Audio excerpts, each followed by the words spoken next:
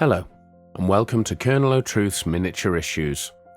In today's episode, I'm taking an old piece of wood and turning it into a section of the salt marsh coast, complete with ruins and a trader's shack,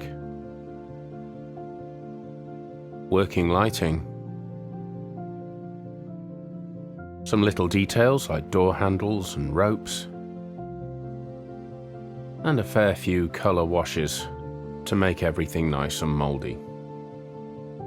The Bluebird set out from Undercrag City, landed in the mountains during a storm, and is now heading for Oth's Landing, a trading post on the edge of the Salt Marsh Sea. Here's my piece of wood and a bit of old plasterboard. It's nice and flat for mounting things on. Thanks for the firewood, Brian. Bit dirty though. Let's get into it. Plenty of PVA. And I've covered the edges of the plasterboard with blue masking tape. Now I'm sketching out a rough concept of how I think things will be. This is a piece of walnut that almost got burnt last weekend, but I like the shape and the texture of that piece of bark on the left-hand side of your screen. This is a good example of how seeing the shape of something on a different scale can give you different ideas.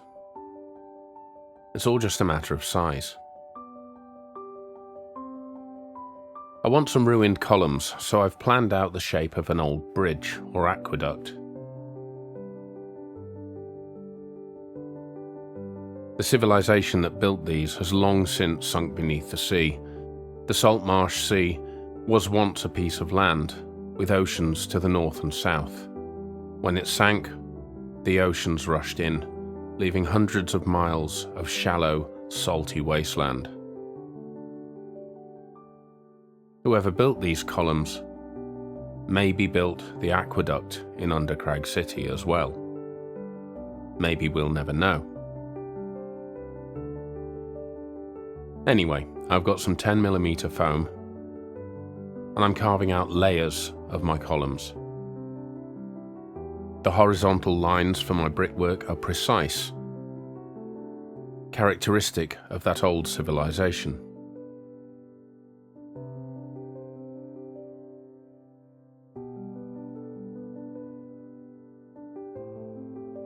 Tracing around one layer to inform the next.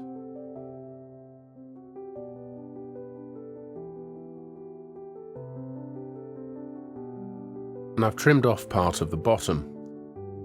It's going to look more realistic if the water doesn't start exactly on the line of a stone. When I'm happy with my basic shape, I'll glue them together.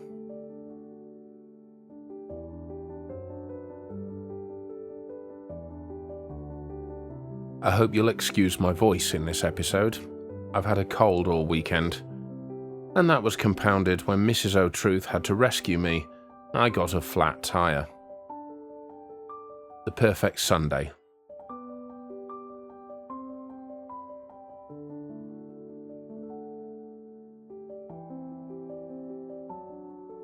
There, that's looking fairly solid. A little bit of trimming to line everything up properly.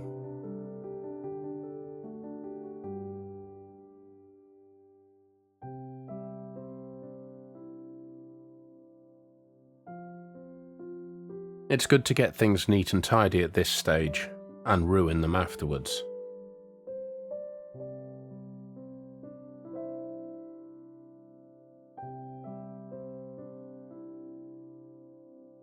Now to finish drawing in the stonework.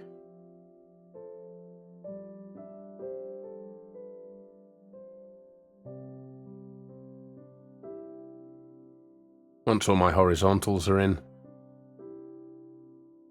some cracks and blemishes. Hack out a few pieces here and there and round off the edges.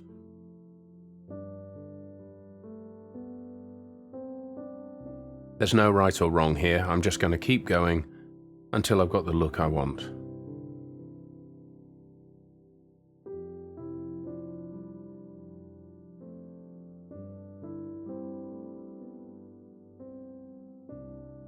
gradually covering my desk in little bits of foam. You can also see I've built a battery pack. I won't go into detail here, but you'll see what it's used for later.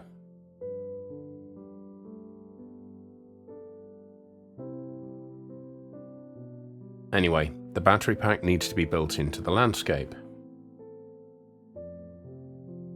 And I've decided that whoever built the aqueduct, or bridge, also built some stairs coming down into a paved area or road. Now it's just a marsh.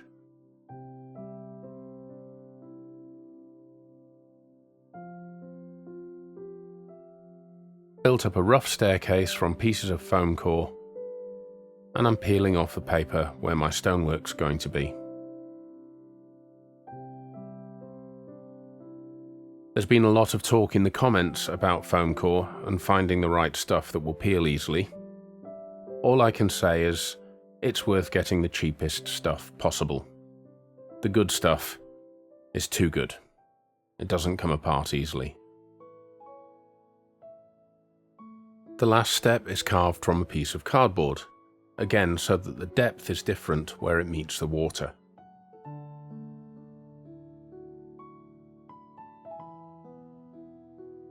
Looking good so far. Time for some woodwork.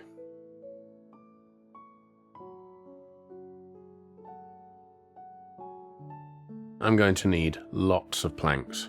This is balsa wood, drawn into it with a pencil. And you can see I've built the carcass of my shack. Just from modelling card. A basic shape. Time to add the planking. You can see I've stylised my windows slightly. These little touches are an easy way of adding a slightly fantastical element, rather than this just looking like any old shack.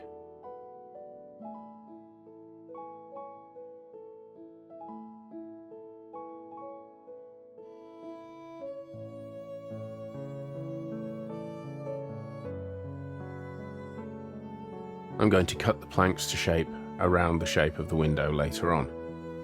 For now, they'll just overlap.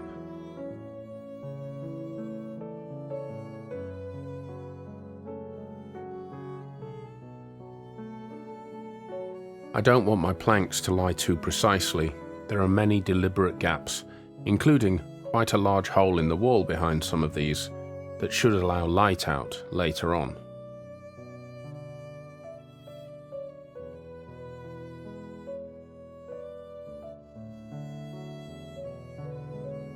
When you're working with balsa wood, make sure your knife's nice and sharp.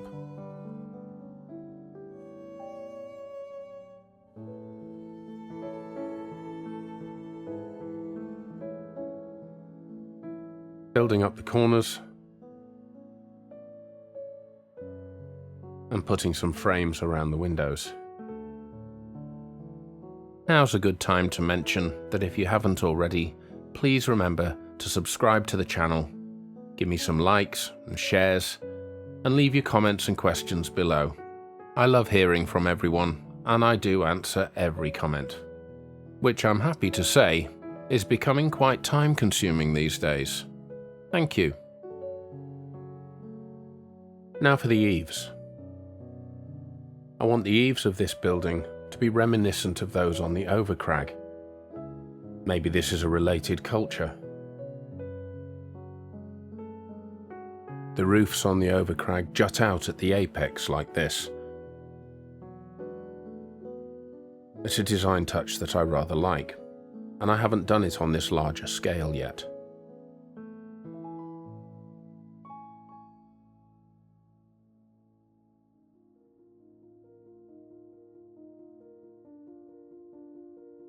Now a thicker piece of balsa, more planks,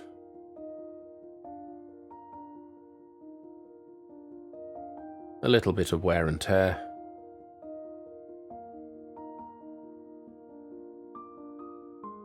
and I've got a door. I'll add hardware later on.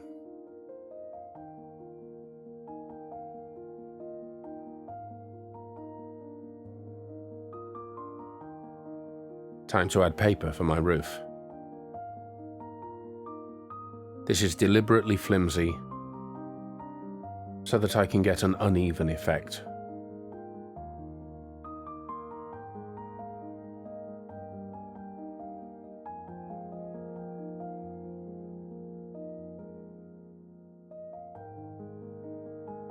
On it goes. Soak it with some dirty old paint water.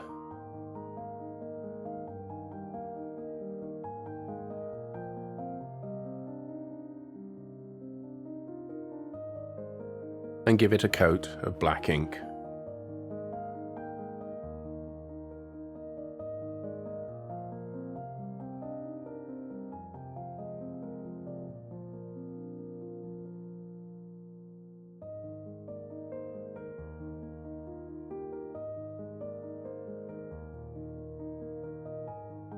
I'm cutting the planks for the roof by eye, no measuring. Slightly wider than those on the walls, and some of them deliberately uneven.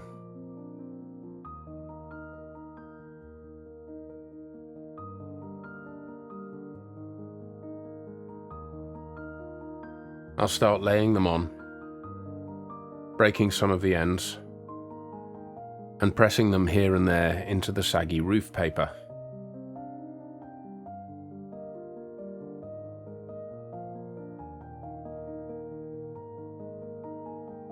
I want this roof to look warped and not very weatherproof.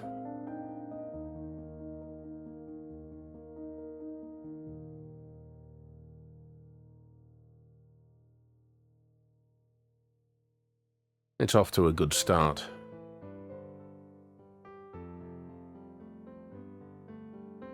Now to move on to the platform. This shack is going to be raised up out of the water on legs. I've cut blocks of thick balsa wood, and I'm paring down the corners and sides to get rough, rounded posts.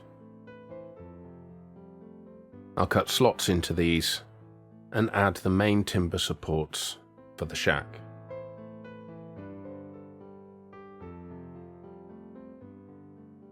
Back to the eaves.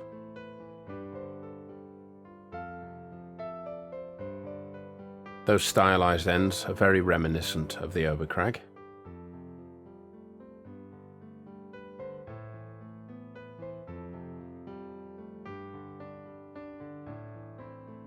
This piece sits underneath the shack, with the planks viewed from below. I've got to leave the shack open at this point so that I can add all of my lighting after I've painted and added windows. So the platform and the shack will be two distinct pieces until it's time to join them together.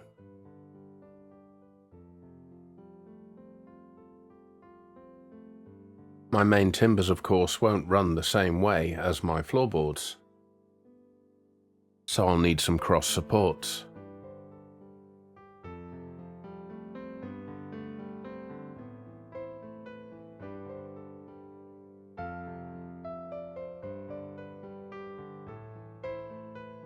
Lining everything up nicely.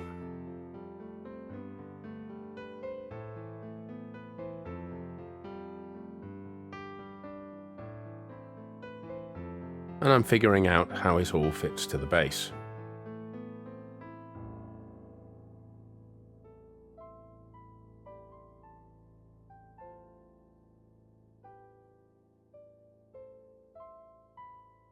A certain amount of precision is required here. When originally built, this would have been done well. It's just aged and warped over time.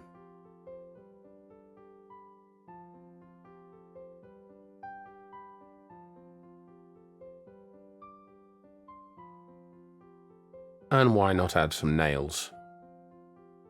A sharp pencil, and I'm going to start getting carried away here.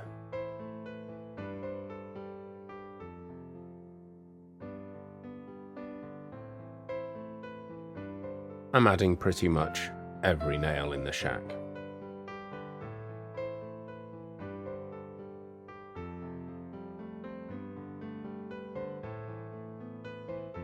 It might take a while.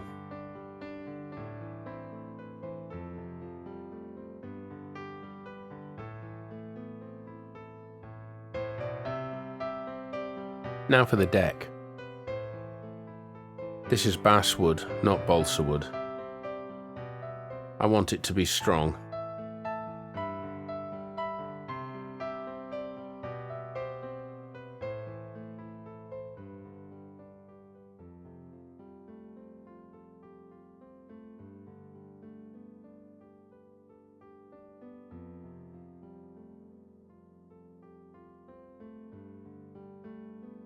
Checking it still fits.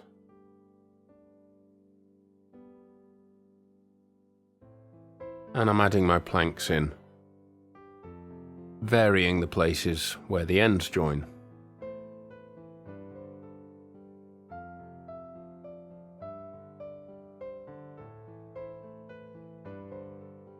A bit of careful drill work here. These upright posts will have ropes running through them later on.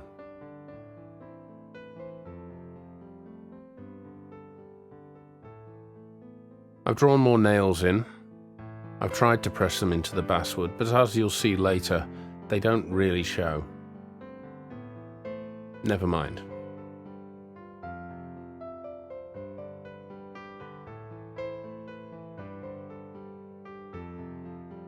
I'm removing pieces of plank where my uprights need to go.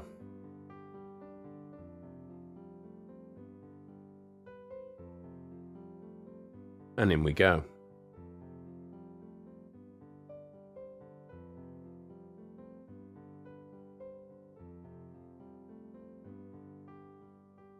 While that's drying, it's time for a bit more landscaping.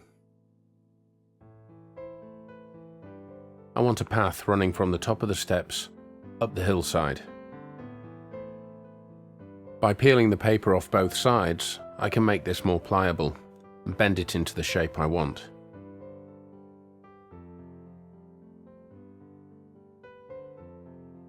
It's a little fragile, but once it's glued down, it'll be fine.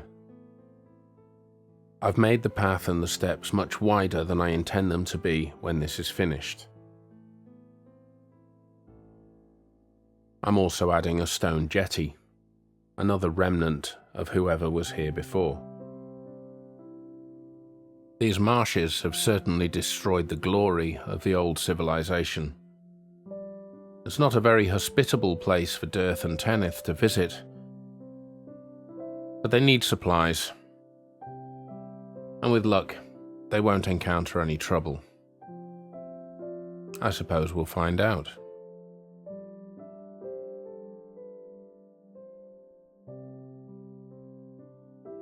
Time for a bit of painting. A grey base coat over all of the woodwork. I'm slightly watering down the paint to make it flow easily on the balsa. This is going to cause a couple of problems later on.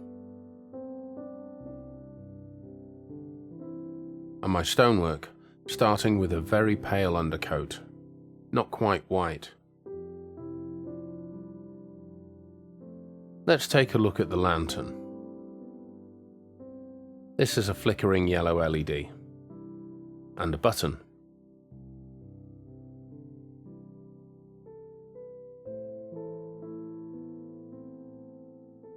A cheap ballpoint pen.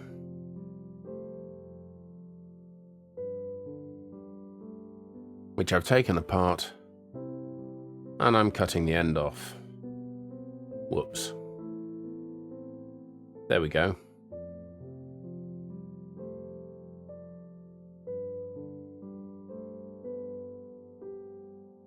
Just paint out some of that red so it doesn't show later. Bit of super glue. And in we go.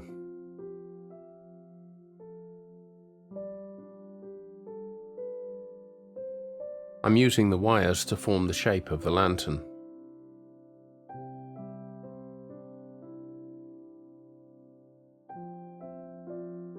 And a little piece of plastic board with some holes drilled in it to form my bracket.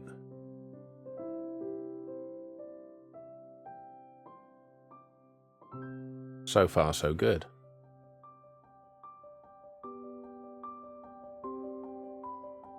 Little pieces of plastic rod, just 2 of them, and I've got some bolts.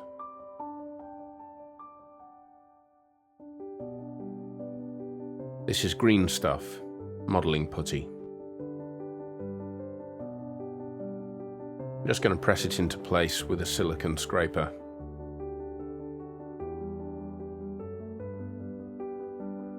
Not bad. I'll come back to that. Now that my woodwork is grey, I'm playing around with a wash and writing down my ink proportions so I can replicate it later or adjust it.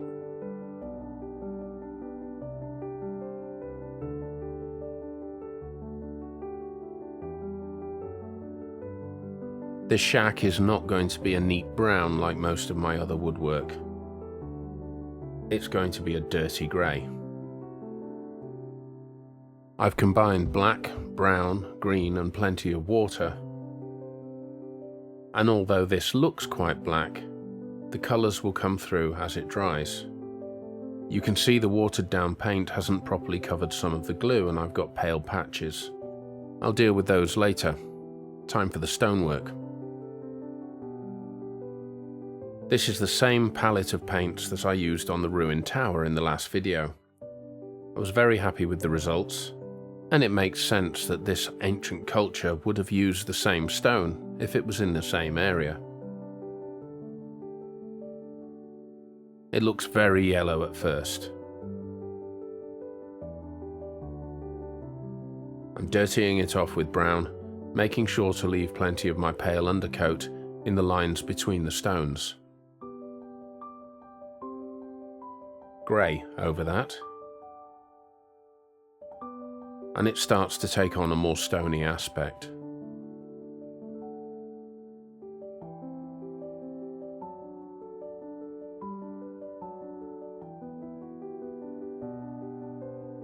Now my paler colours, all the way up to white.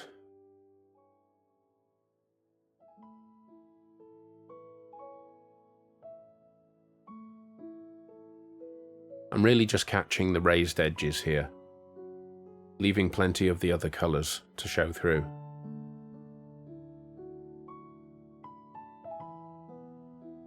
And when I'm happy, I'll stick those down.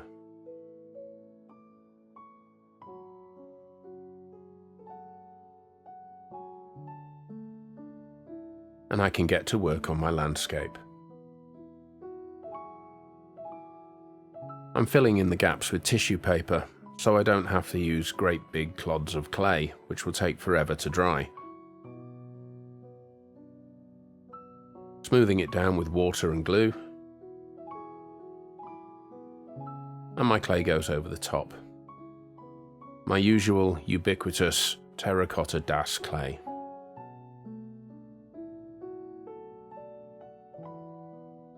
I need to extend the wires from the battery pack at this point.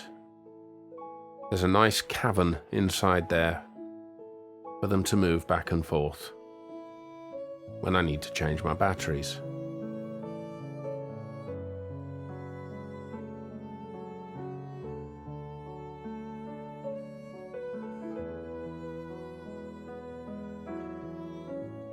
I isolated the wires from each other with some tape before I covered them up.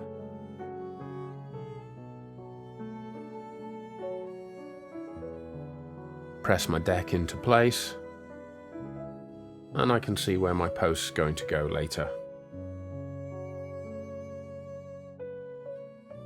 Now the same colour palette on all of my stone.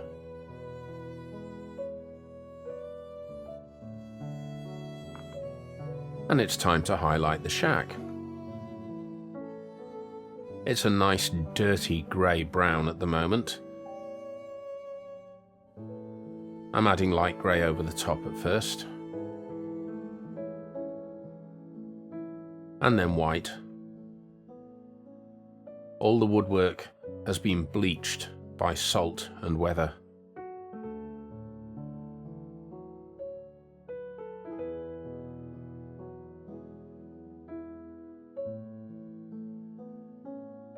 Here's my lantern. I've painted it black, and I'm adding some gunmetal.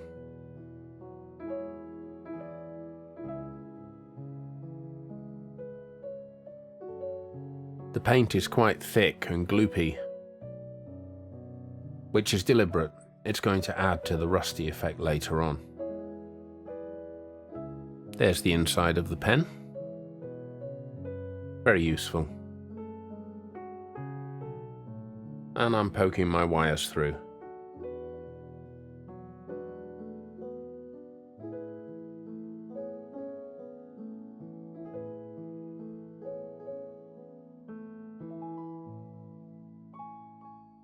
A bit of persuasion.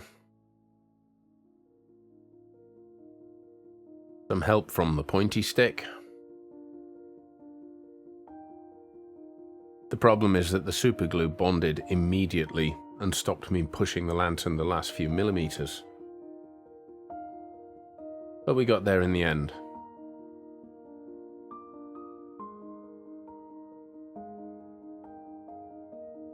I've decided to darken off the end of the lantern as well.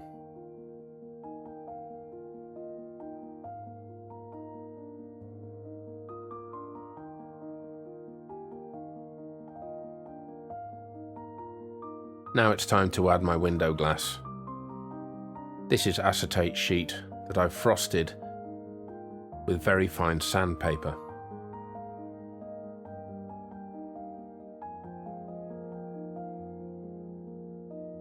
In it goes, and I'm not worried about getting PVA on it. It just helps to obscure the glass further. Gives it some imperfections.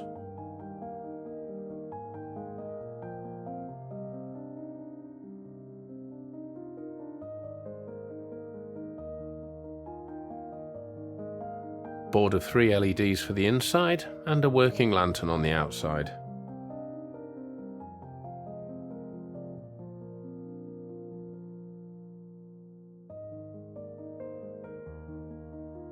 And feed my wires out of the back. This is going to create some problems later on. I've chosen one of the worst places I could to bring my wires out, as they're going to be quite visible.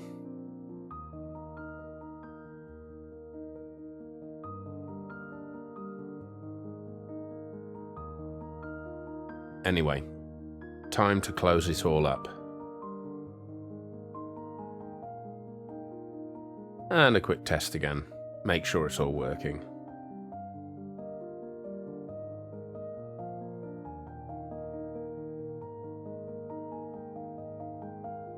The stonework's looking nice, and I've painted some areas brown where I want earth.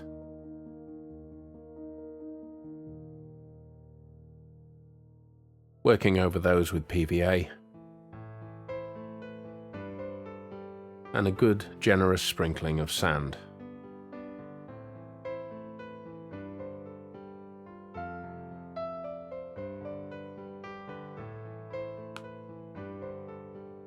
Shake off the surplus.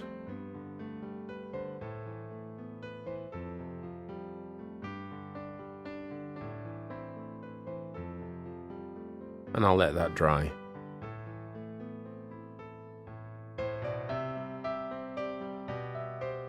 When it's dry, watered down brown ink. I'm just going to dab this onto the sand and it'll spread nicely.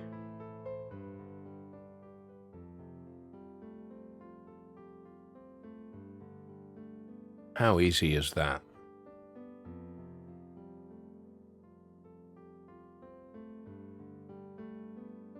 I need to finish as much of this landscape as I can before I add in the shack, or I'm just going to make life difficult for myself. Some vivid greens and yellows on the tops of the ruins, the mosses. This is all while the brown is still wet. It's all going to blend together, give me lots of different tones. a different green and a different yellow at the bases of the ruins,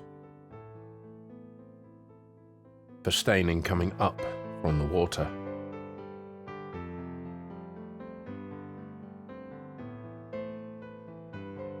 Time to add the little details to the shack. Little strips of card and more little pieces of plastic rod for bolts.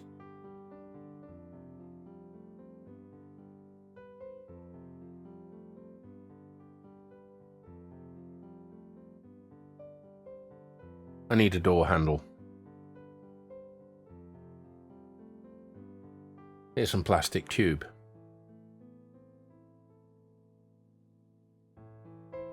A ring and a semicircle glued together and added to the door.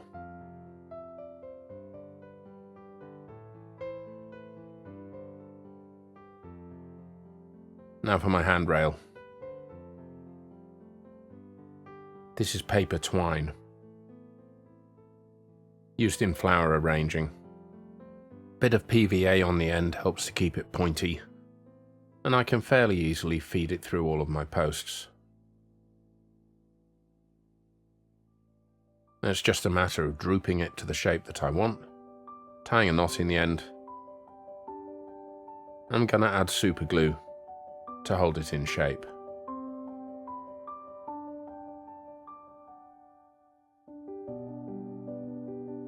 Pointy stick was too slow, so I'm just gonna pour it straight on.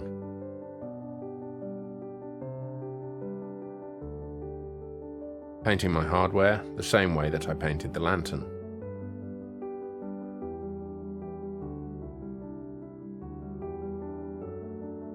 And using some of my brown watered down ink just to colour the rope.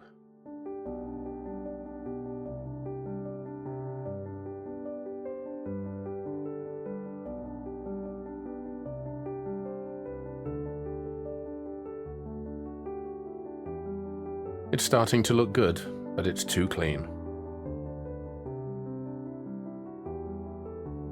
Let's water down some rust ink and start picking out some nails.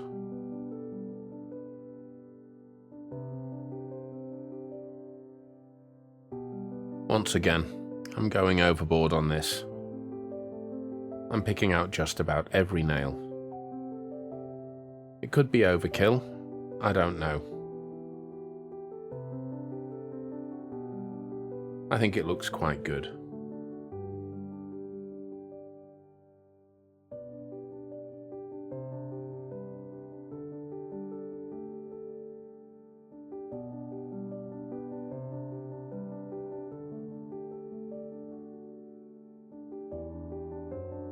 Dirty stains where this timber is going to meet the ruins.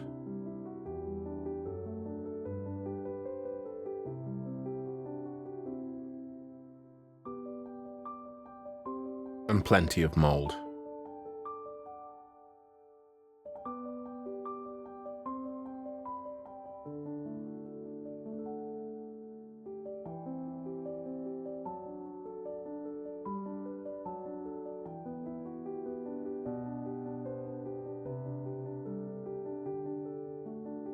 The trick here is to work quickly and don't be precise.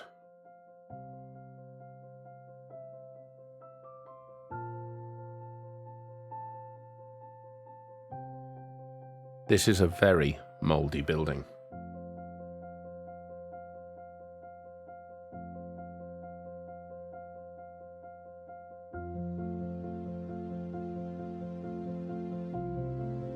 My dirt patches are getting a highlight.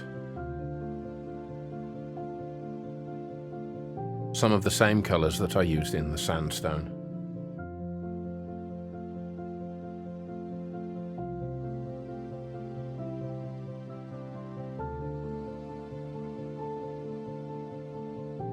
And in we go.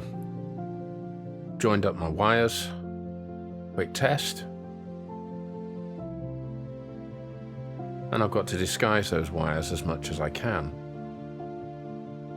I've got some pieces of stone that coincidentally are almost the same colour as the landscape already.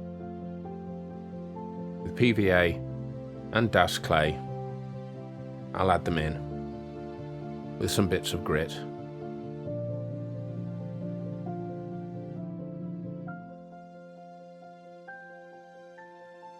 Dabbing PVA where I want some paths to be. And again, very fine grit rather than sand. I suppose it's the same thing, really.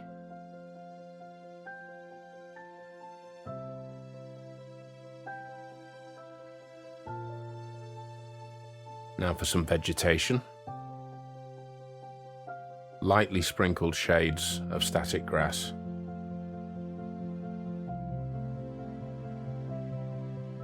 And hey presto, we're halfway there. In the next episode, I'll be adding a boat to this scene, along with more vegetation, some people, and of course the water. Until then, I hope you've enjoyed this episode, and I hope to see you next time. Bye for now.